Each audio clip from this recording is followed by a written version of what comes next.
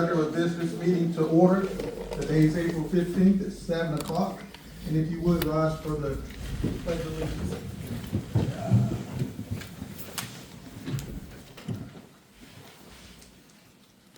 Pledge allegiance to the flag of the United States of America and to the republic for which it stands, one nation, under God, indivisible, with liberty and justice for all. Tonight we're honored with our invitation being presented by Reverend Jimmy Wise. He's been a part of our community since I was a little boy.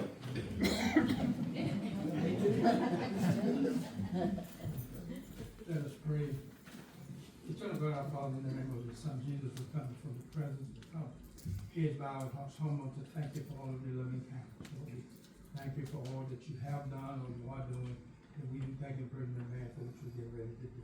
We come now, Lord, asking you to be in the midst of us tonight as this mission comes together. We pray, Lord, that everything that will be done and said will be pleasing in your sight, that nothing that we will do or say will bring any shame to your name.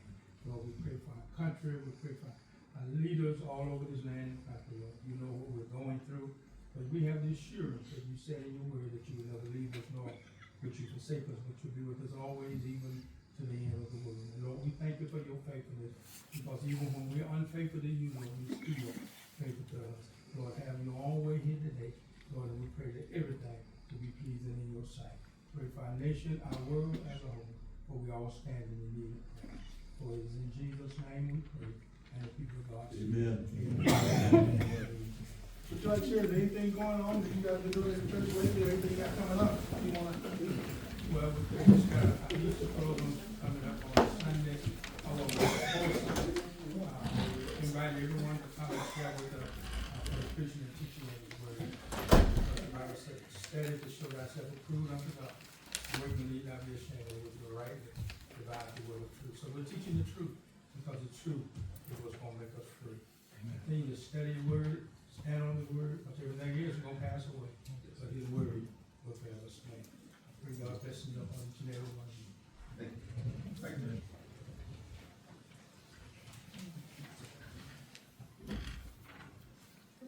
Okay, next on the agenda is approval of the agenda. I know we have some items that we need to amend the agenda for.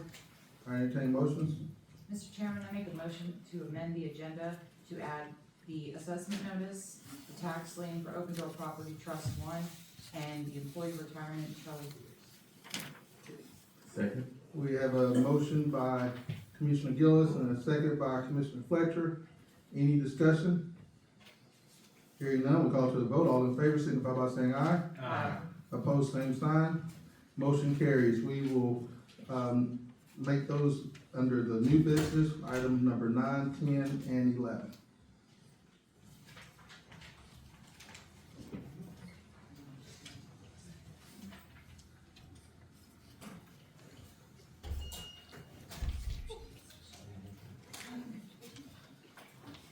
I know you guys have had a chance to review the minutes for the workshop minutes meeting March the 13th and the regular business meeting minutes from March the 18th. I'll entertain motions regarding the minutes. So moved. Second. I think Commissioner Boyle beat you just by a second. So we have a motion to approve the minutes as presented by Commissioner Lovett and a second by Commissioner Boyle. Any discussions? Hearing none, we'll call to the vote. All in favor signify by saying aye. Aye. Opposed, same sign. Motion carries. There's no items for old business, but for proclamations that we have 3 proclamations for tonight. The first one is the Lamar County Child Abuse Month. It's going to be read by Commissioner Gillis. And anybody here for the Child Abuse Month, please come up. Go out there.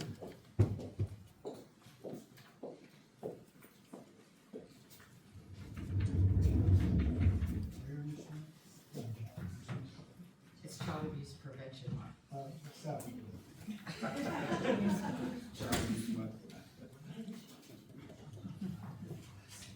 Hello? Hello?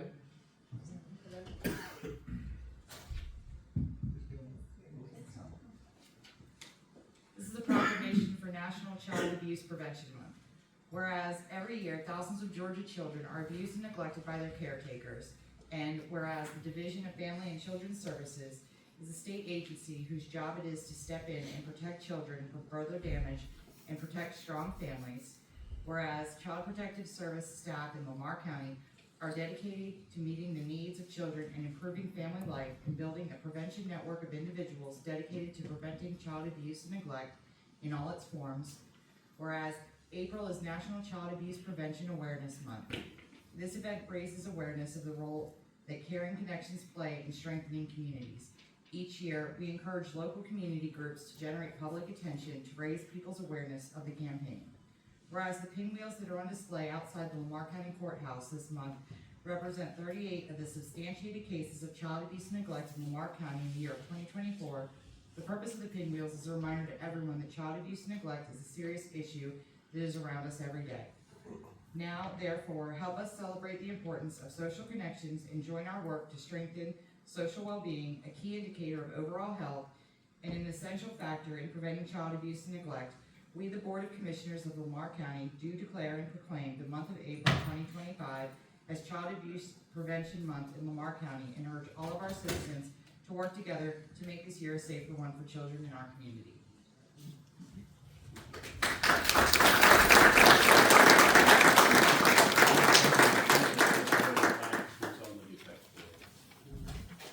Hey, hold on one second, Bob. We're gonna take a picture right now.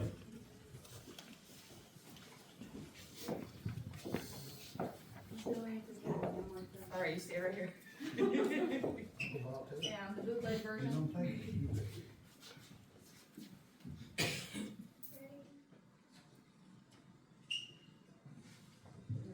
You good? Thank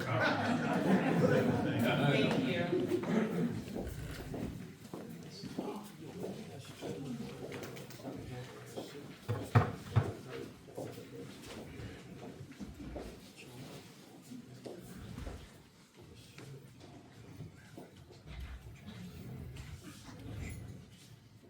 Okay, then, the next proclamation we have is Lamar County Hunger Awareness Month, and it's gonna be read by Commissioner Lovett.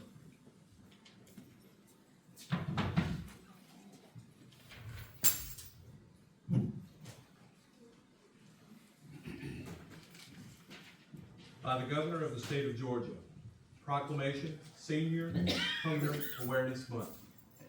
Whereas the health and well-being of all seniors in Georgia is important to the growth, prosperity, and welfare of our state families, communities, and economies. I forgot to invite everybody up, I'm sorry. Well, come on, I'll start off.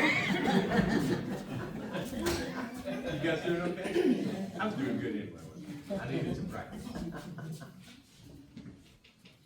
All right. By the Governor of the State of Georgia, a proclamation, Senior Hunger Awareness Month. Whereas the health and well-being of all seniors in Georgia is important to the growth, prosperity, and welfare of our state's families, communities, and economy. And whereas the month of April is Senior Hunger Awareness Month, which provides an opportunity for communities across Georgia to focus on the issue of senior hunger and to organize a movement to help end senior hunger in our state. And whereas, according to the latest report on the state of senior hunger from Feeding America, there are nearly 191,000 Georgia seniors who do not know how they will purchase their next balanced meal. And whereas 8.5% of the senior population in Georgia are at risk for hunger, food insecure seniors tend to have lower nutrient intake, more chronic health conditions, poorer self-reported health status, lengthened hospital stays, and greater hospital readmissions, and greater out-of-pocket medical expenses. And whereas Georgia's 12 area agencies on aging, aging service providers, food banks, farmers markets, volunteers, and generous community partners are committed to ending senior hunger across Georgia's 159 counties. And by working together, we can end senior hunger in Georgia. Now, therefore, Brian Kemp, Governor of the State of Georgia, does hereby proclaim April 2025 as Senior Hunger Awareness Month in Georgia. In witness thereof, I, I have hereunto set my hand and caused the seal of the executive department to be affixed this 28th day of February in the year of our Lord, 2025. Signed, Governor Brian Kemp.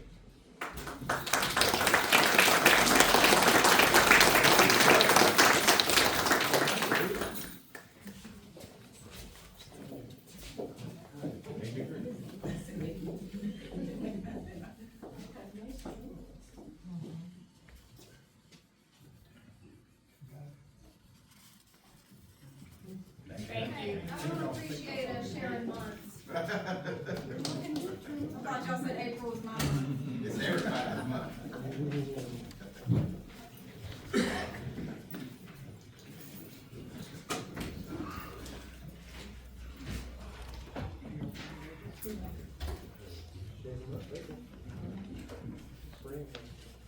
Okay, next we have item number 3 for proclamations, which is the Confederate History and Heritage Month. It's gonna be read by Commissioner Truman. If you are here for, the Confederate History and Heritage, please come up front.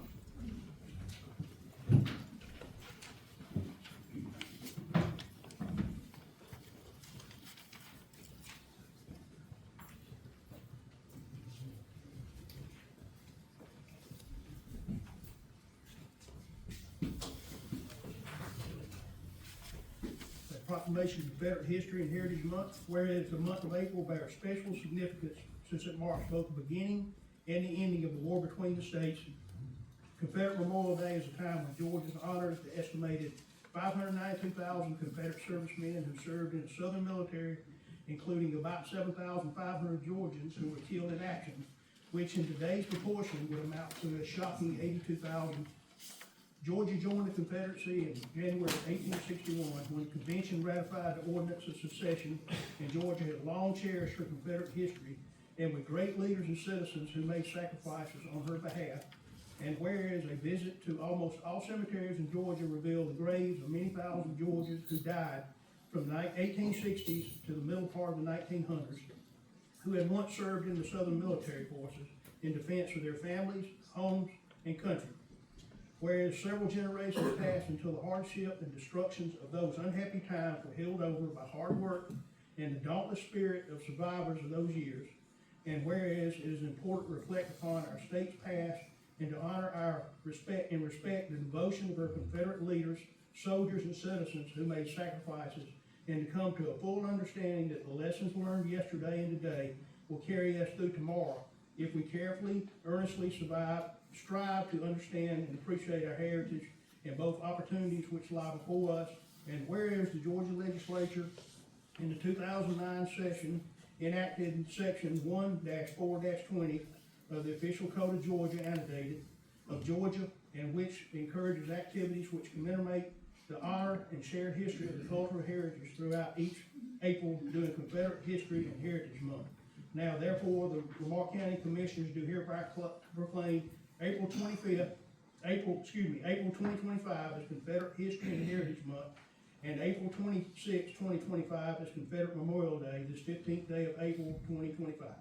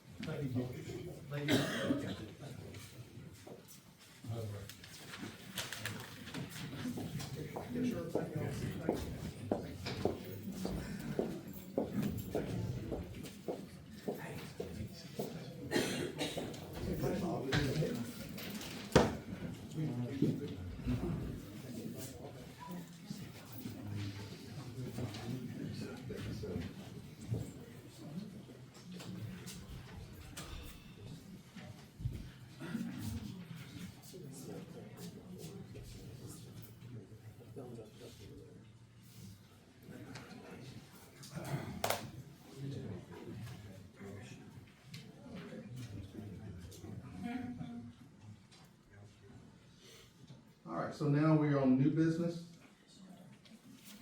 We amended it to number 11, which was retirement for Charlie. Okay, so now we're on new business, ordinance 2025-03, Southern Rivers.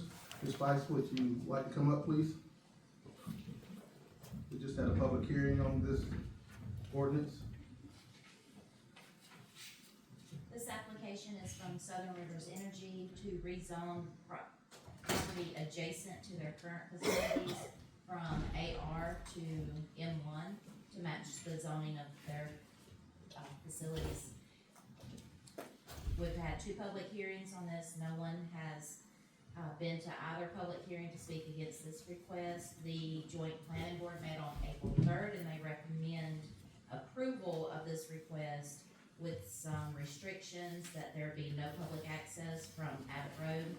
Access is for operational needs only. That development plans to include a 50-foot tree buffer along Abbott Road and adjacent properties. That any new entrance be paid for the first 50 feet. That any buildings or equipment shall maintain a 100-foot setback from Highway 341 South. After that public hearing, there's been a couple of additional recommendations, and that would be that the rezoning is for the expansion of the current Southern Rivers facility only, instead of just a blanket M1 zoning, and that the landscaping for the property be in accordance with what Southern Rivers has now, which is nice.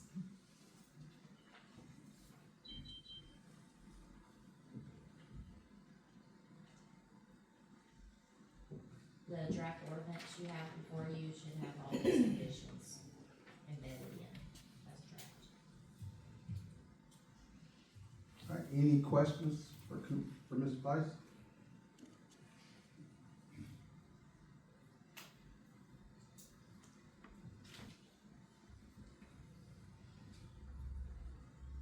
Okay, hearing none.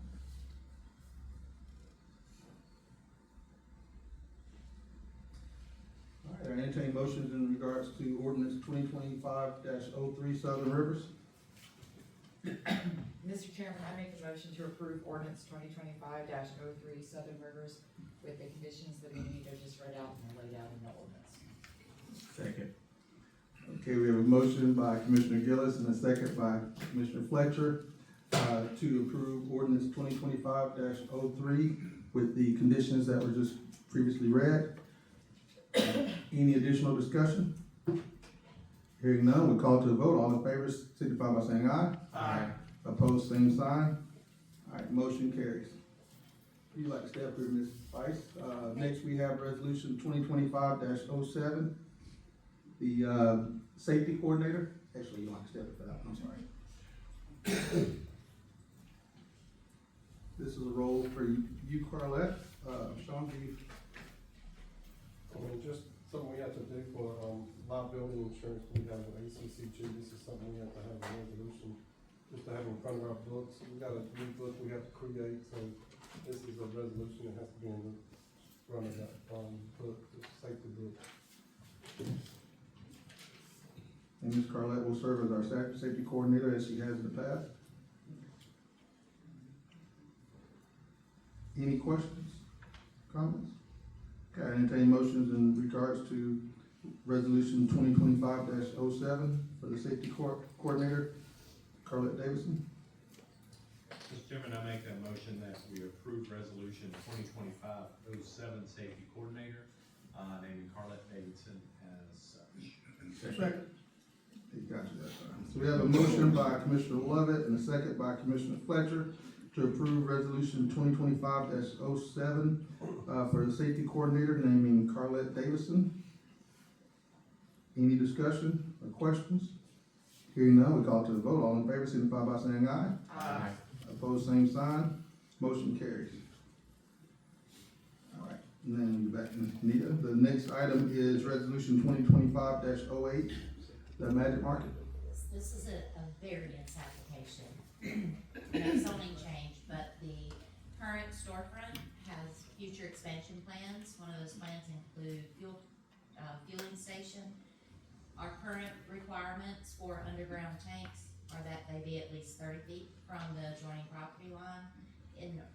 As their engineers were working on the site plan, they are asking for a variance to go down to 10 feet to the property line for the underground tanks, so that the fueling trucks have greater ease going in and out of the property.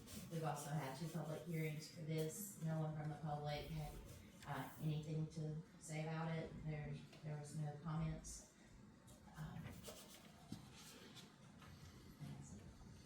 The Joint Planning Commission recommended approval. Good. All right, any questions? All right, hearing none, we'll entertain motions in regards to resolution 2025-08, the Magic Mark. Yep, go ahead. Mr. Chairman, I make a motion to approve resolution 2025-08, Magic Mark. Second. Okay, I have a motion by Commissioner Gillis and a second by Commissioner Lovett to approve resolution 2025-08 for the Magic Market variance application. Any additional questions or discussion? Hearing none, we'll call to the vote. All in favor signify by saying aye. Aye. Opposed, same sign. Motion carries. All right, you have one more. Resolution 2025-09 for Chris Butler. So this is a special exception application. It will not change the underlying zoning of the property, which is currently agricultural residential.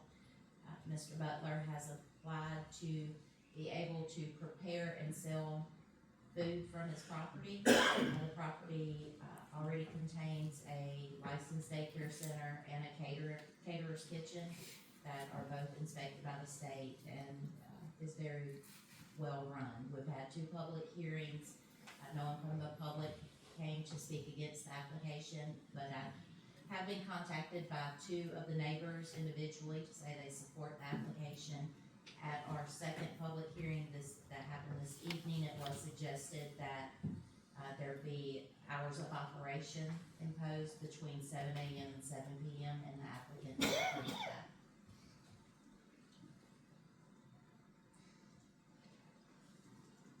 Okay, any questions? All right, hearing none. I entertain motions regarding resolution 2025-09 for Chris Butler for the special exception. Mr. Chairman, I make a motion that we approve resolution 2025-09, Chris Butler, special exception, to include operating hours from 7 a.m. to 7 p.m. for on-site pickup. Second. I have a motion by Commissioner Lovett and a second by Commissioner Boyle to approve resolution 2025-09 for Chris Butler, which is a special exception for the sale and pickup of meals during the operating hours of 7 a.m. and 7 p.m. Any questions, discussions? Hearing none, we call to a vote. All in favor signify by saying aye. Aye. Opposed, same sign. All right, motion carries. All right, the next item on our agenda is a tax lien discussion. Ms. Jean, would you like to come up? It's in reference to Matthew Merlin. Okay, do you need to explain it all again, or do y'all remember what we talked about last time? Yeah, I have to do No, you this. need to explain. Okay, alright, so, Mr. Merlin has a piece of property, his address was wrong on the PT 61, which is which we get from the lawyer's office when somebody purchased a property, it was 205 instead of 215. He went back to the tag office and beginning of March 10th to pay this, and he paid half of it. He told them to correct the address back there, they did not, told them to correct it in our office. We did, but our systems don't talk until, they won't get the new address until July, so they should have changed the address back then, they didn't. And he was not told on March 10th that by March 15th it would be 5 a.m. So I'm coming before y'all, cause y'all are the ones that have the authority to charge off, not the interest, cause he was late, but to charge off the $79.64 fee, which is $20 of that is a FIFO fee where you file it with the clerk's office, and the $59 fee is a fee for Greg Horton, who does the tower searches. Cause in my eyes, I mean, there's a lot of going on back there, like everybody back there's new, they really didn't know that they were supposed to change the address, and I think if the address would have been changed and he was been told March 10th that they're gonna be fine paid on him. Cause he didn't get the tax bill, the original tax bill. The only reason why he got the letter from them was because the postmaster knew him and delivered it to him. So he wouldn't even got that, he wouldn't been for that. So I think if he would've been told March 10th that he was supposed to be fine paid on it, he would've paid it. And the total charge is $79.64, correct? 7964, yes, sir. And so he did not know that he had a tax bill due? No, he did not know. He knew he had a tax bill due, but he didn't know exactly when it was due, because every county is different. The regular, normally ours is November 15th, but there was some issues with the tax, the digest last year, and everything it went due into December. But this was his first time owning property. He doesn't live here, he lives in, McDonough, but this was the first time he's actually bought his vacant land, first time he's actually bought a piece of property. So he knew the taxes were due, he just didn't know when. So, but I do think that he was told that there will be fine paid on it, he would've, that's what he told me. I have to go by what his word is. And he's an, active, Army guy, so that's why I'm here for him instead of him coming himself, so. So each one of these tonight has to deal with address changes. Correct, yes. So can we do them all together? Or does it have to? I don't have a problem with that, but yes, it's Scott, to do to address changes or the tax commissioner not sending out, the later one is it was a new owner, and they did not send out a new owner tax bill. By law, but January 1st, the tax bill goes to that owner, but, you know, if you sold something in October, you're not gonna worry about that tax bill, because you don't own it no more. They didn't send a new owner tax bill, so.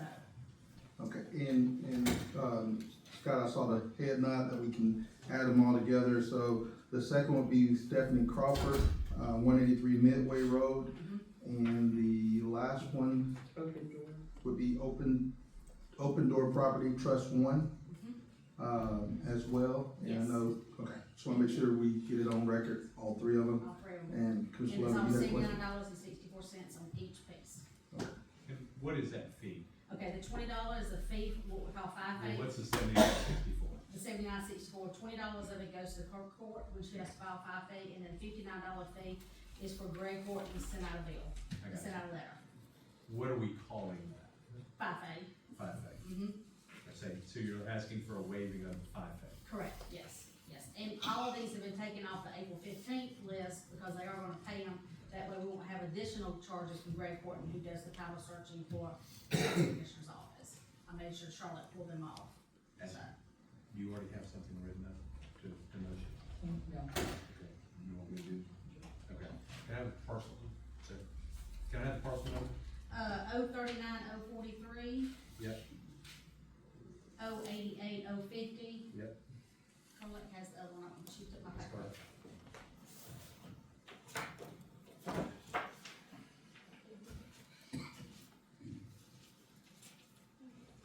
Brian, did you write that? I didn't get the, that number. This right here, Colette. Colette. 086033. 08, say it one more time, Ms. Carla. 086033.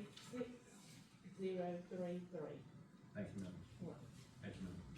And like I said, again, I just wanna reiterate, this is something that's not really on the taxpayers, because you do have taxpayers that are late. This is something that was an error done, and an error by an office that got new employees that don't really understand what's going on with the situation. But hopefully, with our new tax commissioner coming in, it'll be. Thank you very much. Question. Yes, sir. Gene, right now, currently, there's no way, that, if somebody changes their address in your office, it doesn't automatically go anywhere else, is that? That's correct, until the digest is done. But I did go back and talk to the girls and told them that if somebody comes back there to make sure they change the address, it should be, the way that it used to work, if somebody went out there to the old tag office, they would send us a fax. We get changed addresses from the city of Milner, from the city of Barnesville. It just was a lack of communications. They know that now. But just to give a little plug, and this is none of my business, but I have what we call Wing Out. It's a state system. The people that actually wrote Wing Out has actually wrote a program for the tax commissioner's office. Pike County has it, and the two offices can talk when it comes to tax bills. So like, address changes, if they change it in the tax commissioner's office, our make gets changes in the assessor's, vice versa. Because it's the same people that wrote both programs. Right. And they're both retired Department of Revenue employees that wrote the programs. I had talked to Amanda previously about maybe, talking to them about getting that kind of system in. That would help some of this here, because what we have to do like new owners is we send out tax bills to the current owner as of January 1st. Then we have to send another file to the people that print their tax bills to print new owners' tax bills.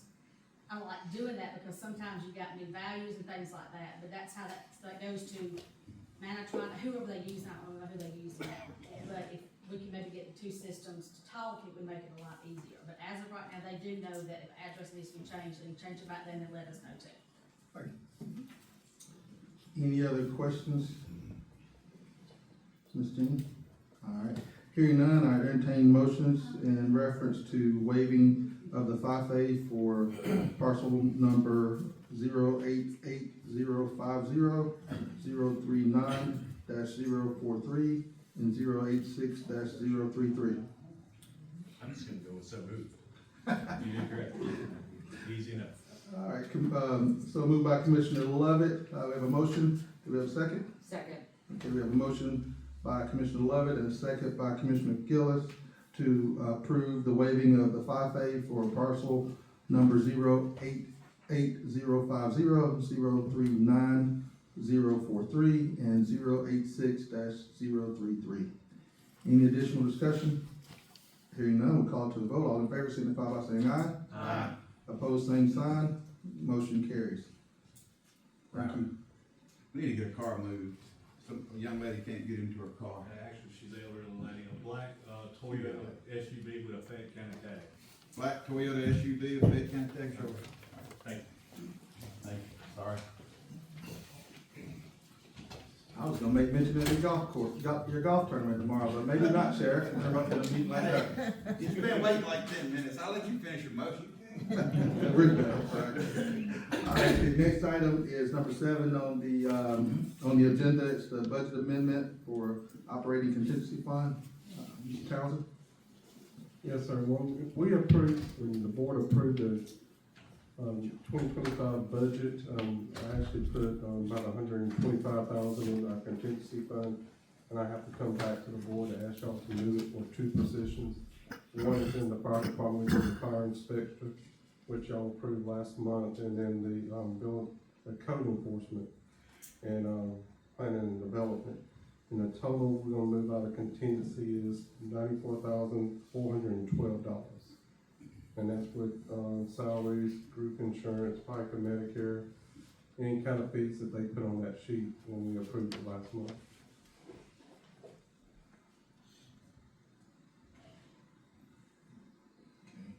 We talked about this some during the workshop. Any questions for Mr. Townsend? Okay, hearing none, I'll entertain motions in reference to budget amendment, operating contingency fund of $94,412 being moved to, which do I need to have? No, so we're just gonna do budget amendment, The- budget amendment 1. Okay, budget amendment 1 for $94,412. Yes. Okay. Mr. Chairman, I make a motion to approve budget amendment operating contingency fund in the amount of $94,412. Second. Okay, we have a motion by Commissioner Lovett and a second by Commissioner Fletcher to approve the budget amendment for the operating contingency fund for $94,412. Any discussion?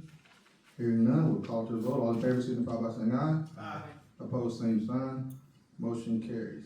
The next item on tonight's agenda is the surplus of some vehicles from the sheriff's office. I know you take care of this for us all the time. Let me get it pulled up.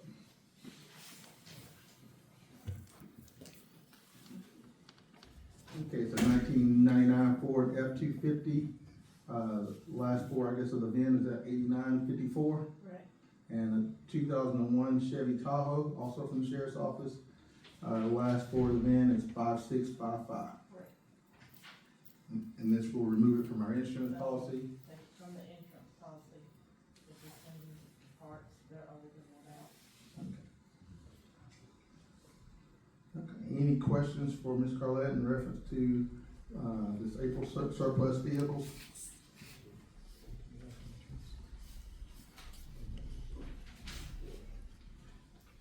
Okay, hearing none, I entertain the motion. Mr. Chairman, I make a motion to surplus the vehicles as presented. Second. I have a motion by Commissioner Gillis and a second by Commissioner Lovett to, surplus the vehicles as presented. Any additional questions or discussions? Hearing none, we'll call to a vote. All in favor signify by saying aye. Aye. Opposed, same sign. Motion carries. Okay, the next item was an added item to our agenda, and, this item is gonna be, it's listed as number 9. Ms. Jean, will you come back up again? This is for the assessment notices. I think you and Sean will probably talk about this one together. Yes. Okay, we all know House Bill 581 passed, and in the original language, every governing authority was supposed to give us an estimated rollback. Well, the passing of House Bill 92 that passed about 2 weeks ago, the language was changed to that if a governing authority does not want to give the estimated rollback, that we'll just use estimated taxes on the assessment notice like it's always been for the last 20 years. We're talking, and then Carlette sent me something from ACCG stating that the mill rate, proposed mill rate was supposed to be to me 15 days prior to the date of assessment notices, and I'm hoping to get them out May 2nd. But y'all had to have a formal vote of what a mill rate was going to be. I presented this to the school board Friday. I got back from them. They are going with estimated taxes. They will not give me an estimated rollback. So I'm coming before y'all to ask y'all if y'all want to give an estimated rollback or do y'all want to do the estimated taxes? And I want to explain something to you real quick. So this is the bottom of the assessment notice. And this is what it's been looking like for the last 20 years. You're gonna have the county, you're gonna have your other exemptions, which are like Cuba and stuff like that. You're gonna have your homestead exemption. The homestead exemption will be whatever the difference between 24 and 25's value is on your house, plus any other homestead exemption that you would have. Like a regular person would be 2,000. If you're 65, you can have 20,000 different things. You're gonna have your net taxable value. Previous year from your rate for the county would be 10.092, and your estimated taxes. That's the way it's always been. Now, we do get a lot of slack because people are like, my taxes went up, and they don't understand that the mill rate can change. So this is what that, so now we got 3 different assessment notices. Go to the next one, Sean. This is where I think it's gonna get very confusing for taxpayers. You see the top up there, it says estimated rollback mill rate. So if the county, you do the other exemptions, CUBA, your homestead, your net taxable, and then let's say y'all decide to go with 10.5. There. Down here on the bottom, you would have county, which would be nothing, 0 estimated taxes. The school will be the exemptions, the previous mill rate, and then what the taxes are gonna be. And then if you had any city, like in the city of Miller decided not to give me a rollback, they would be on estimated taxes. To me, that's gonna be more confusing to a taxpayer because they're gonna see that estimated taxes and they're gonna say, oh, well, that's my estimated taxes. But that's only gonna be for the county or maybe the cities, not the county. So I believe to be simpler for the taxpayer, for them to understand, we just all need to just go back the way it was and do the estimated taxes so every taxpayer can understand. Because most taxpayers are not gonna know, most of these people in here do because they come to meetings, but most taxpayers are not gonna know what a rollback is, or what a mill rate is. They're gonna know what that estimated taxes is. And I'm afraid that they see just the school, they're gonna say, oh, okay, that's on my taxes. But then when the tax bill comes out in November, you're gonna add the county to it. And then they're really gonna come back to me and they're gonna say, hey, this is what you said it was, why is it $600 more? Now, I will tell you this, I just, from sitting on this board before, I know for years we have leaned on our representatives at the state office because of this being an issue of people Yes. seeing it and estimating it. You know, that's the tough thing to think that we've pushed them to make a change, but yet we're gonna still do it We the old pushed way. them to take that whole thing away. Yeah, take because it completely off. I do not deal with taxes, period. My office deals with value only. Yeah. And in what you're appealing when you get this assessment notice, it's not your taxes, it's your value of your property. And with things going up, and with us having, most likely, the Board of Assessors will meet next Wednesday to decide if they're gonna go up. With us going up, values are going up again. So with that happening, I think this one will be more confusing to a taxpayer, especially your elderly. I mean, they're not gonna understand, because up here where it says county, that's not gonna be anything, and they're gonna say, what they look at that estimated taxes. A lot of times they don't look at the value, they look at that estimated taxes like, well, it's $600 lower than it was last year. I'm not gonna say anything. Tax bill will come out, the county's on there, there's nothing I can do at that point in time. So I really don't know what the right answer is, I'm just trying to figure out which would be better for the taxpayers to understand. And from an educational standpoint, for those that maybe might not totally understand all what she's talking about, is that when you get that estimated tax bill, let's say that, that's based off of the current value. We do our budget, Sean gives us a recommendation, and we say that our budget is fine. Instead of it being a 10.5, we roll back to a 8.875. And so that rollback gives an opportunity of what we can do based off of what our budget or our need is for the county. And we've done that for the last several years. And so a lot of times when people see this, they get heartburn, they get excited, and they get worried, but this is not the guaranteed amount that your taxes are gonna be. It could go down, obviously it could go up too, but typically lately, because of the values going up, it has always gone down. Am I correct in that? Mm-hmm. Okay. I mean, most of the time, when the value goes up, the mill rate goes down, except for the school can't get no more down to 14 mills. There was a House bill out there, when they got passed tonight, that they can get up to 10, but I just think, when talking to the taxpayers the last 29 years, and especially the last 20 years of this coming to play, I really do believe that if you have this up here, that's gonna confuse them more. It's already gonna be confusing, because you're gonna have the county. So let's say you have $100,000 home in 24, in 25 it's $150,000, okay? The county, you're gonna have your net taxable value is gonna be $100,000. The school, being that the school opt out of House Bill 581, they're gonna be $150,000. And I think the city stay in, both cities stay, both cities stayed in. So that's already gonna be a confusing, because you're gonna have a $50,000 difference. I'm just using, $50,000 difference for the county and school, because the school decided to opt out.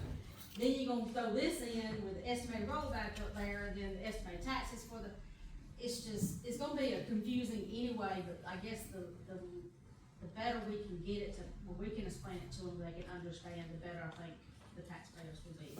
They're not gonna be happy, period, but, I mean.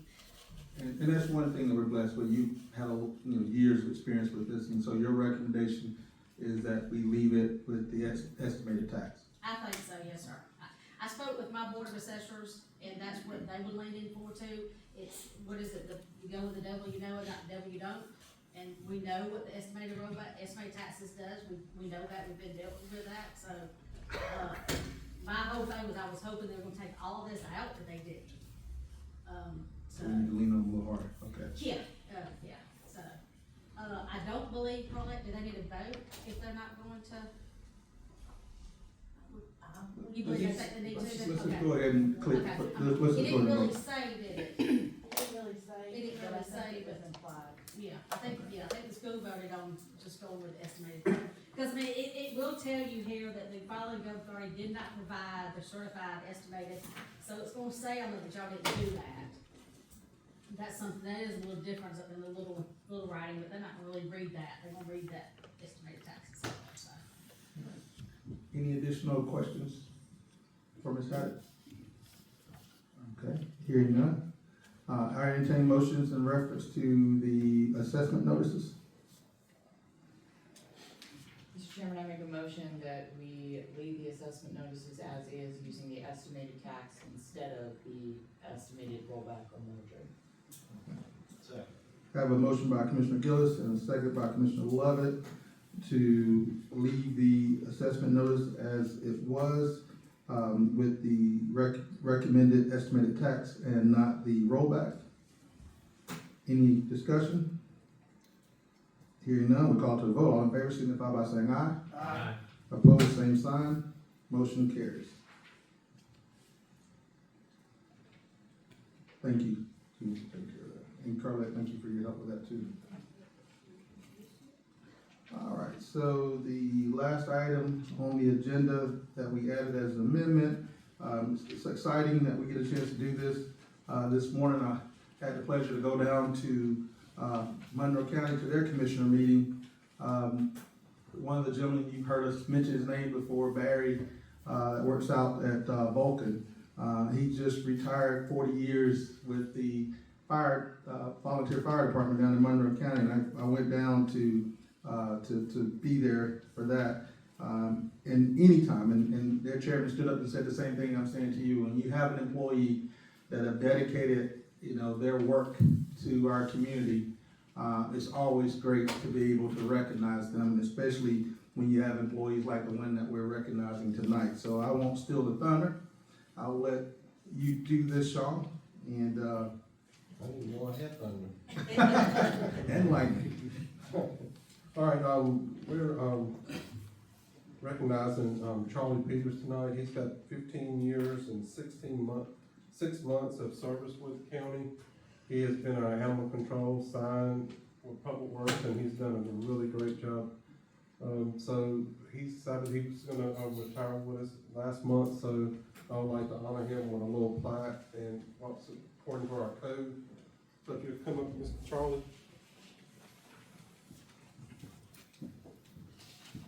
Yeah, commission, just come up here and get the picture. We're gonna clap for him first.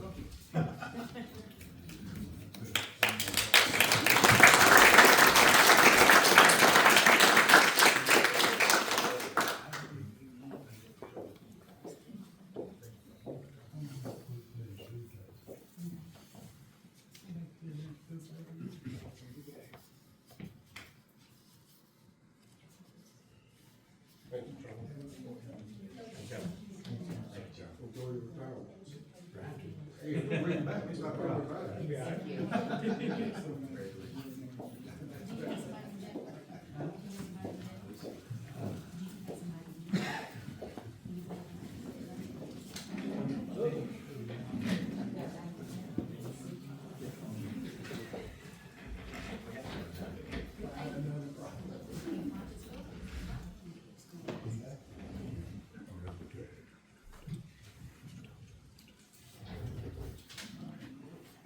Again, Charlie, thank you for your service.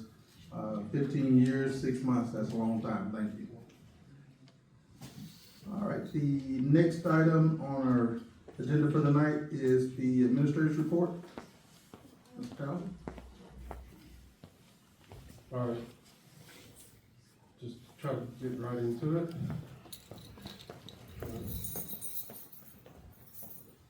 Our revenues for March were $6,773,116.90, which that gives us a grand total so far on March 31st as $2,011,268.91, and then our expenditures for March was $1,610,962.61, and the reason that was a little bit higher this month was because we did have to pay our retirement out, which is around $450,000, so that's why it's a little higher than what it is normally.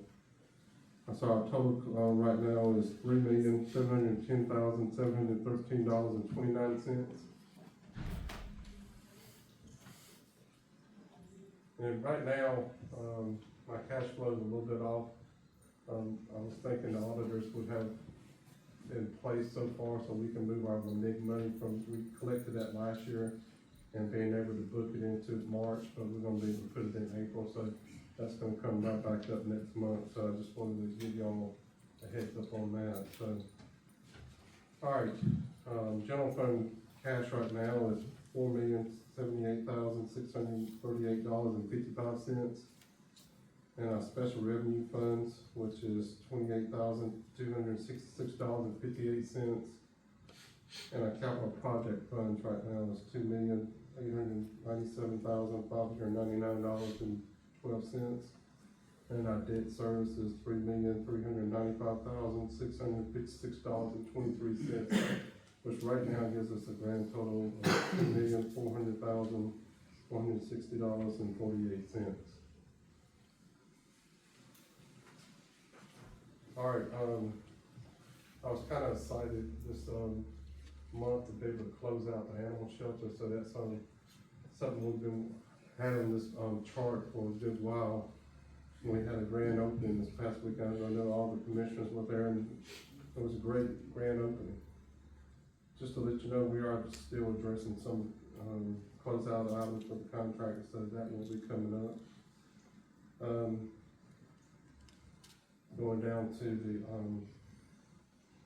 341 and Highway 36, we did get an update from GDOT that arm has been ordered to be able to do that red light right there.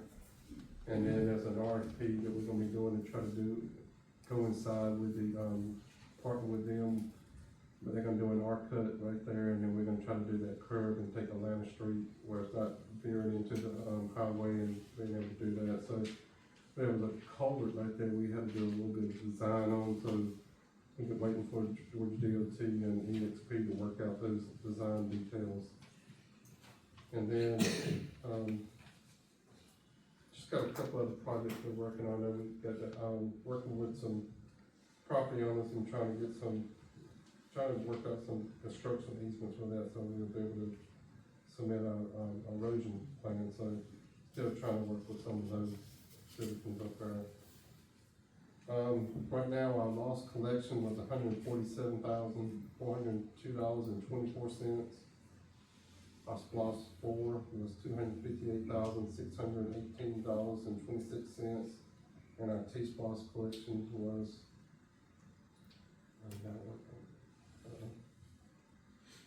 $250,243.67. So we're above projections for all three of those so far right now. All right, our AmeriPro report, we had 339 requests for March, 193 transports, 120 refusals, and then we had 26 cancellations, and the response time was 6 minutes and 57 seconds. We did have 15 automatic aid with Upson, so we have had a couple. Like I said, we did have, we are working with the Georgia DOT also with the Highway 18 going into 341, trying to get that reduced speed in that section. So hopefully, they said they'll start in end of April and hopefully have something for us in sometime in May. So they can already started the speed study on that. So hopefully we can get that that little zone right there reduced down at least from 45 to 35. And two more things. I would like to say a big thank you to Leslie Kilpers, and congratulations on her being named the interim tax commissioner.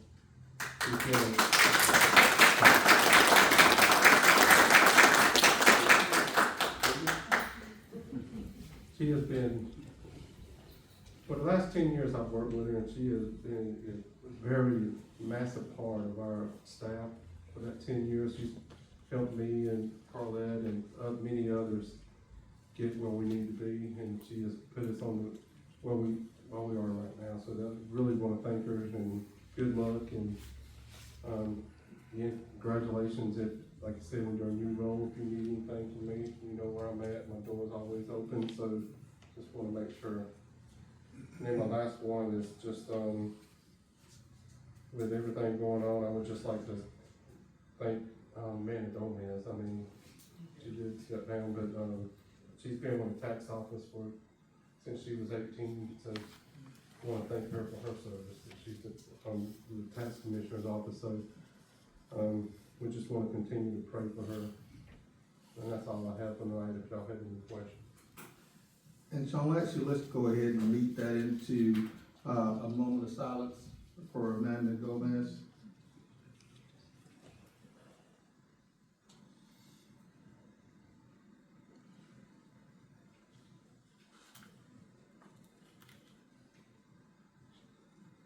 Thank you.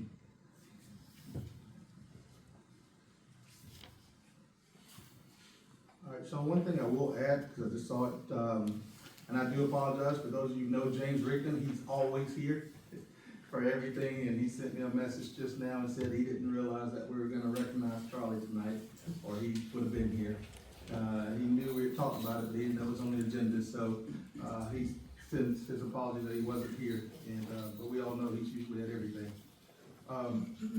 Next on the agenda is the public comments.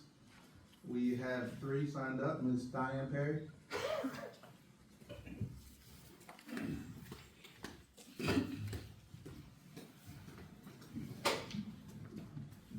Thank you.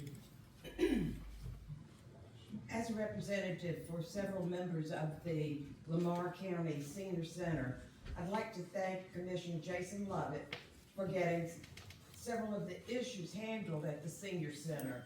The dishwasher, triple sink, and ground maintenance has been addressed and is being handled. There are a couple of other issues, but I really appreciate his support and help in getting this done for these people over there that spend a lot of time at the Senior Center. And I don't know if this is the proper time or not, so I'm gonna ask. You can. I was gonna do it for you, but so you Okay. go ahead. You can do it much better than I was. I had it already listed. I was gonna do it for you. Okay. We have several things going on in the county in the next couple of, well, I guess 3 weeks. On May the 6th at 7 o'clock at the E.P. Roberts Center, a forum featuring Robert Dickey, Beth Camp, and Senator Marty Harbin will discuss what happened in the 2025 legislative session that's just ended, and what the plans are for 2026, what we need to be addressing, what we need to be handling, what we need to be thinking about, and how we want to support or not support upcoming issues. So it will be on May the 6th, which is Tuesday night, the first Tuesday night, at 7 o'clock at the E.P. Roberts Center. If you'd like to come, you'll have a chance to ask questions. We've also got an upcoming new event that the city of Lawrenceville is putting on, and hopefully the county will get behind it as well. The Keep Lawrenceville Beautiful Committee has started back, and along with the city is hosting the first annual cleanup day. From 9 a.m. to 2 p.m., residents can bring up to 3 boxes of papers to be shredded at no cost to you. We'd like to thank Commissioner Jason Lovett for being one of the sponsors of that event. It will be held in the parking lot at Gordon College across from Summersville. You'll see the signs and all. There, not only will we have the shredding, but we'll be taking off your hands, I guess you could say, old electronics, aluminum cans, torn and faded flags that need to be disposed of properly. And you can also bring canned and boxed foods for Hope Tree Ministries. Additionally, we will have cleanup groups going around the city that day working and cleaning up various streets and areas that have so much trash. The new trash company that the city has hired will be supplying us with grabbers, and the city supplying bags. So if you've got a group that you'd like to get working with us, that would be absolutely wonderful. And last, don't forget the first farmers market. It's also on May the 3rd in the parking lot next to the library. Library book sale is April the 26th from 9 to 12. Sorry, I'll pick up those other 2 for you. thank you. Next, James Hyde.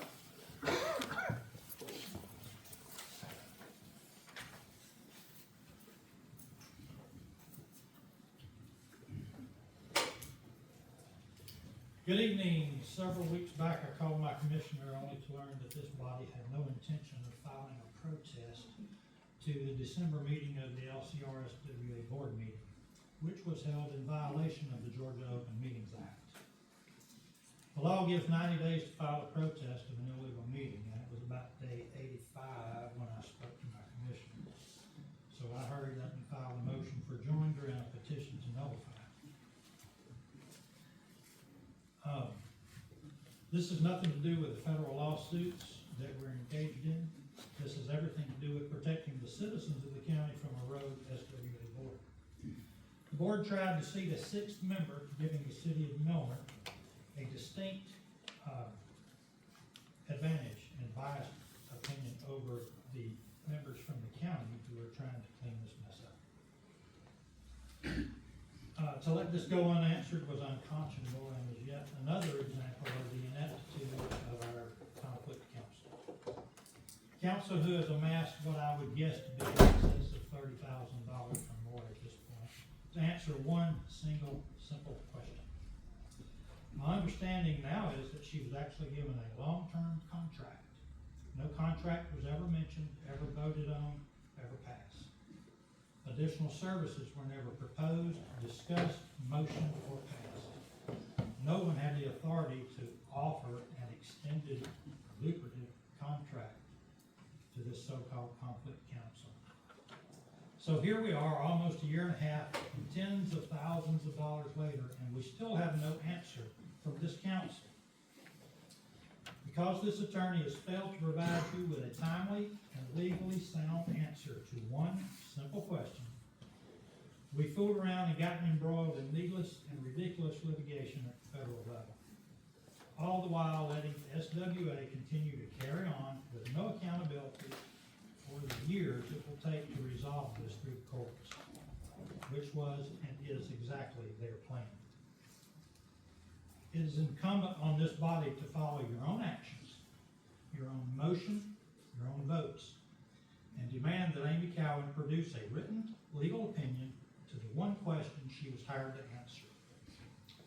Were the votes taken by Ryron Traylor and Nancy Thrash on the matter of the self-replaced authority legal? And to appear before this commission at the next regular meeting, open session, and read that opinion out loud into the record. We, of course, know the answer the moment any commissioner, past or present, took any form of compensation from the SWA.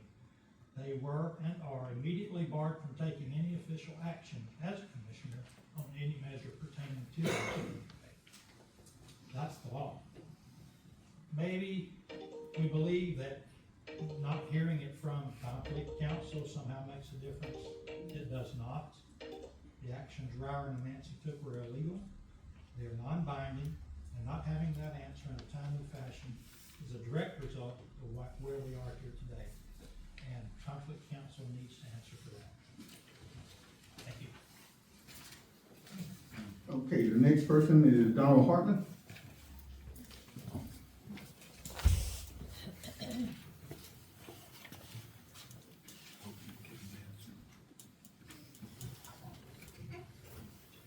Good afternoon, good evening. You know, we got our regulars, I guess I'm one of them. Recently, I had an issue, and I contacted my commissioner, Truman Boyle, and also reached out to our planning and zoning, advice, and spoke with them about my concern. And I'd like everyone to know that if you have an issue or concern, reach out to our commissioners or reach out to our county folks. They listen and they work on helping you with your concern, issue, whatever it may be. They work with you, and you do get feedback. And my topic of discussion is moving forward in a positive manner. And I'd like to say I thank them for listening publicly, and thank them for their efforts in helping resolve my concern. Sean, you mentioned the animal shelter, saw some social media. I'm glad we got the thing open. I know a lot of people are happy. Wasn't able to make the event, but it looks like a great turnout. So I'm glad that's up and rolling for our citizens. This one goes to the sheriff. Wake up. Your turn. I monitor the airwaves. I'm not a ham like Truman or some other folks, but I like to listen to what goes around the county. And you hear me talk before in regards to our first responders, public safety, and our storms. Recent storm, I listened to the deputies out there working together, manning chainsaws and cleaning up our roads. You know, a lot larger towns, that doesn't happen. You know, deputies, city officers, they sit back and wait for somebody else. It's like it's not doing our job. You know, it's not my job. Those guys step in, hey, you need help, I got an extra chainsaw, where you're at. So, you know, I kind of hear this on the radio. You know, I like to listen to the storm, see what's coming away. So again, thanks for our, not only sheriff's department, but other first responders. What you do to clean up the roads, you know the guys getting wet. They signed up for it, they did a good job. I don't know if you've had a chainsaw in your hand or not. I'm sure you have. Oh, that other deputy. But again, I like to say thank you to those guys and their efforts to get our roads passable. Thank you.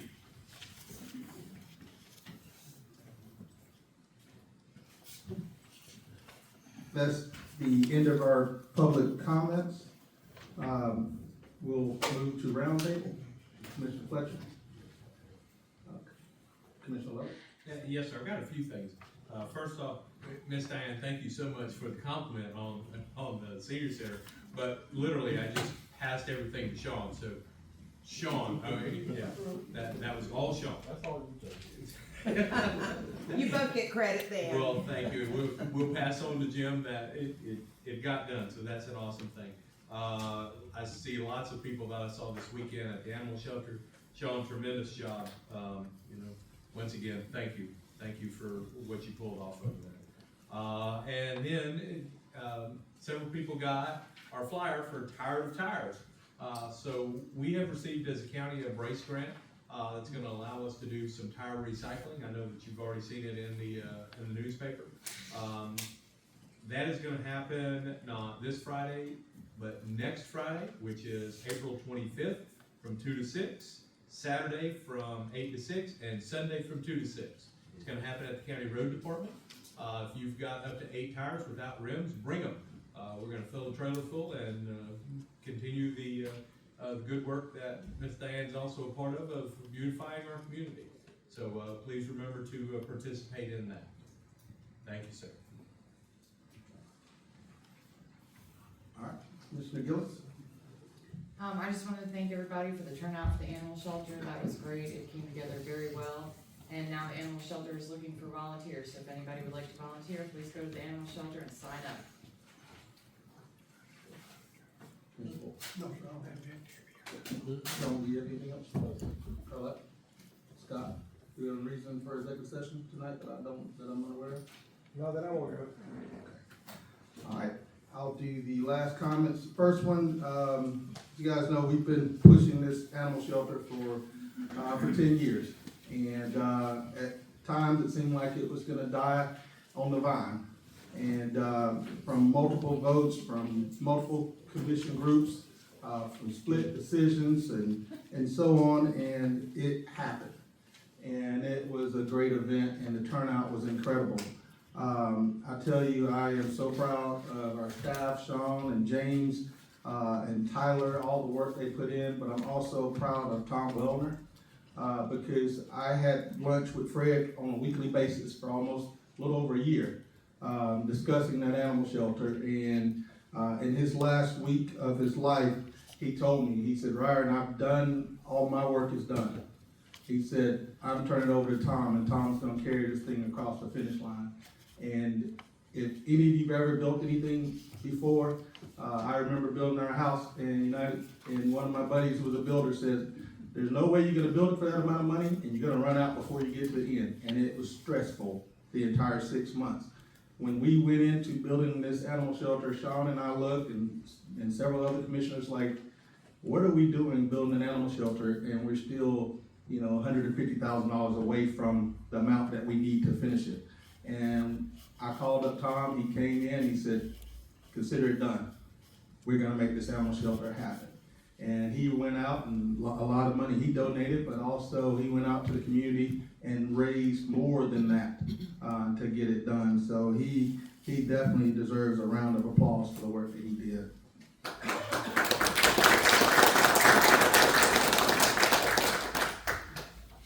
Second. Can I just piggyback on something? Sure, sure. And I really appreciated you bringing the TV and having your niece do that, because at least when the animal shelter opened up, Fred Morris was there in some spirit and fashion. To me, that was really, really nice to have Fred talking at the opening of the animal shelter. So, great job, and I really appreciate it. Thank you. You're welcome, thank you. For those of you who don't know what she's talking about, my niece works with UGA Athletics, and she was just getting back to Seattle, getting ready for G-Day on Saturday morning, and Georgia Day for football, and she stayed up till like 2:30 in the morning creating that video for me for Fred. And if you go out on YouTube and search Fred Mars conversation about the animal shelter, there's a video that my wife and I recorded of him during the last week of him living, and he was talking about what it was going to be like to walk through the doors of that animal shelter. The video has, I think, up to like over 100 views now, so please go out and take a look at it. It's moving. So thank you for that. Next, the Sheriff's Office is doing their annual golf tournament tomorrow. It's always a great turnout. I'm not sure, Sheriff, do you have any space for any additional teams or any players? No, sir. Oh man, that's what we want to hear. It's lock solid. So next year, make sure you get your team out there earlier. But he does a great job, and his whole staff does a great job with this, and they raise a lot of money that they use throughout the year. The third item is, we try not to respond to public comments, but when there's things that are said that are totally inaccurate, we have to, because if not, people are going to walk away believing it.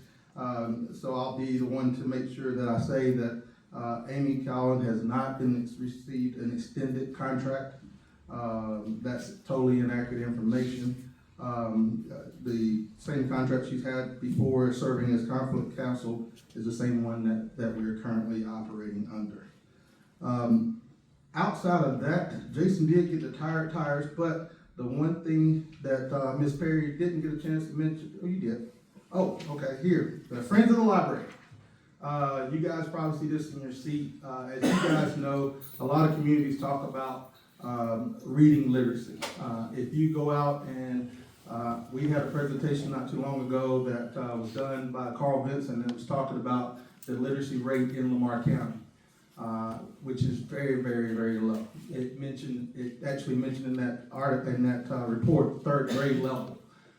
So they have been working, I know my mom serves on that same committee with you guys for years, sending books to houses for people to read to their children. And now we're realizing that a lot of those parents can't read themselves enough to be able to read the book. And so, anything we can do to help improve the literacy in our community, I encourage you to stand behind and do it. So there's a friend of if you didn't get one, see Ms. Diane Perry, and it's only $20 to join, but I encourage all of you and then talk it up with your neighbors to get them involved as well. Robert? Yes, ma'am. All of the money that we collect from Friends of the Library, excuse me, goes back to the library in materials and equipment so that they don't have to use their budget for that. They can buy more books, they can have appropriate staff, they can put the summer programs on. So what we're doing is a support system. That $20 goes back to them in the long run. Thank you.